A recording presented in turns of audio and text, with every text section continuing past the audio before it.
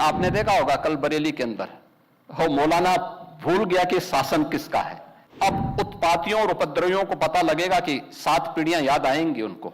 कभी कभी बुरी आदतें जाती नहीं लोगों की, तो उसके लिए उनकी डेंटिंग पेंटिंग करवानी पड़ती है कायदे से। हमने कहा जाम नहीं होगा, कर्फ्यू भी नहीं लगेगा, लेकिन कर्फ्यू का सबक तुम्हें ऐसा सिखा देंगे कि तुम्हारी आने वाली पीढ़ी दंगा करना भूल जाएगी। दंगे होते थे, दंगाइयों को मुख्यमंत्री आवास में बुला के सम्मानित किया जाता था, दंगाइयों की अवभगत होती थी।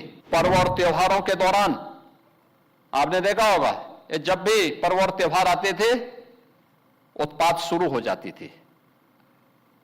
अब उत्पातियों और उपद्रवियों को पता लगेगा कि 7 पीढ़ियां याद आएंगी उनको, क्योंकि कभी कभी बुरी आदतें जाती नहीं लोगों की, तो उसके लिए उनकी डेंटिंग पेंटिंग करवानी पड़ती है कायदे से, जिससे उनकी बुरी आदतों को हम ठीक कर सकें। और यही डेंटिंग पेंटिंग आपने देखा होगा कल बरेली के अंदर हो मौलाना भूल गया कि शासन किसका है। वो ये मानता था धमकी देंगे और हम जबरदस्ती जाम कर देंगे। हमने कहा जाम नहीं होगा, कर्फ्यू भी नहीं लगेगा, लेकिन कर्फ्यू का सबक तुम्हें ऐसा सिखा देंगे कि तुम्हारी आने वाली पीढ़ी दंगा करना भूल जाएगी। क्या तरीका है जी? आप सिस्टम को ब्लॉक करना चाहते हैं, और यह प्रवृत्ति थी यूपी के अंदर। 17 के पहले यही होता था, और हम इसी बात को कह सकते हैं कि 17 के बाद हमने कर्फ्यू भी नहीं लगने दिया, लेकिन ऐसे बैरियर को चुन चुन करके वे जिस प्रकार की भाषा को समझते थे उस प्रकार की भाषा से उनको समझा करके उसको उसकी सजा दिलाने का काम भी किया है।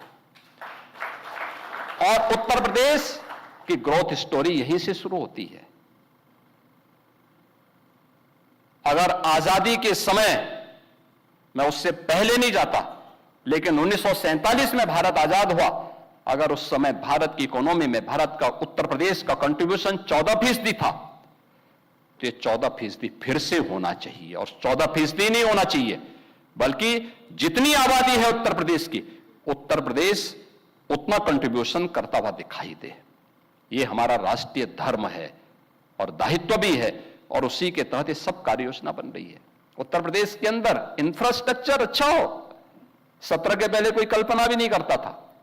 आज देश के अंदर 55% एक्सप्रेस वे उत्तर प्रदेश के पास हैं। सबसे अधिक सिटी में मेट्रो का संचालन उत्तर प्रदेश कर रहा है। 17 के पहले 2 एयरपोर्ट पूरी तरह क्रियाशील थे, लखनऊ और वाराणसी। गोरखपुर और आगरा आंशिक रूप से क्रियाशील थे। गोरखपुर में एक फ्लाइट आती थी, कभी भूल से आ गई,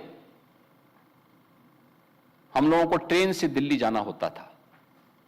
आप सोचो 14 घंटे की हमारी जर्नी हुआ करती थी। बहुत इमरजेंसी में कोई होगा तो मुझे गोरखपुर से लखनऊ 6 घंटे बाई रोड आना पड़ता था, फिर यहां से मैं फ्लाइट पकड़ता था दिल्ली के लिए। आज गोरखपुर से 14 फ्लाइट चल रही हैं। 14 फ्लाइट देश के अलग अलग सिटी को जोड़ रही हैं। 16 एयरपोर्ट हमारे आज के दिन पे क्रियाशील हैं। देश का सबसे बड़ा एयरपोर्ट हम अगले महीने देश को समर्पित कर रहे हैं, नोएडा इंटरनेशनल एयरपोर्ट। यानी ये उत्तर प्रदेश वही है जो पहले बीमारू था। बीमारू था नहीं, बीमारू बना दिया गया था। बीमारू मानसिकता वालों ने इसको बीमारू बना दिया था। ये बीमारू मानसिकता वही है जो परिवारवाद और जातिवाद है, ये बीमारू मानसिकता है। और इसी बीमारू मानसिकता ने उत्तर प्रदेश को बीमारू बना दिया था। परिणाम क्या था? दंगे होते थे, दंगाइयों को मुख्यमंत्री आवास में बुला के सम्मानित किया जाता था, दंगाइयों की अवभगत होती थी,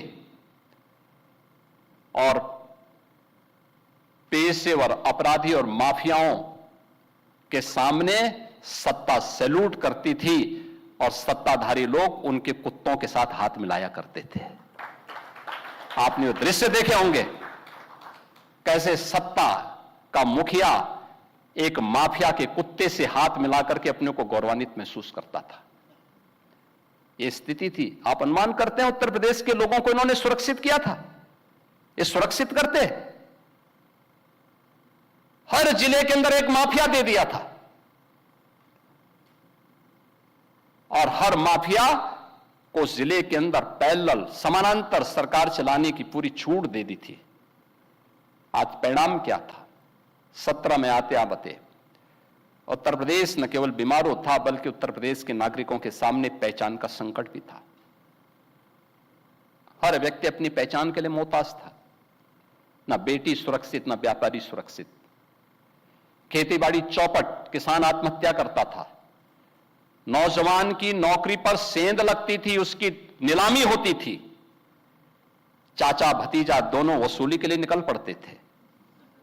वसूली का गैंग चलता था। ट्रांसफर पोस्टिंग में इनके दलाल बोली लगाया करते थे।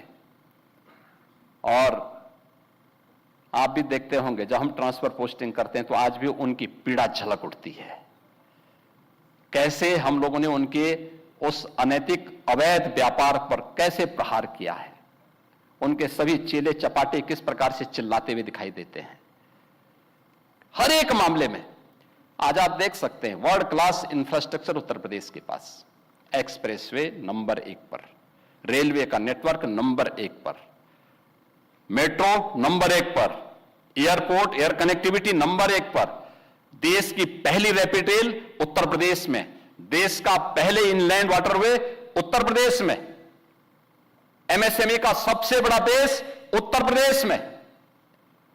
और उत्तर प्रदेश आज फिर से गन्ना उत्पादन और चीनी उत्पादन में देश के अंदर नंबर 1 पर, इथेनॉल उत्पादन में नंबर 1 पर, खाद्यान्न उत्पादन में नंबर 1 पर, सबसे बड़ी युवा आबादी का राज्य होने के साथ साथ सबसे अधिक नौकरी भी देने वाला राज्य बन चुका है।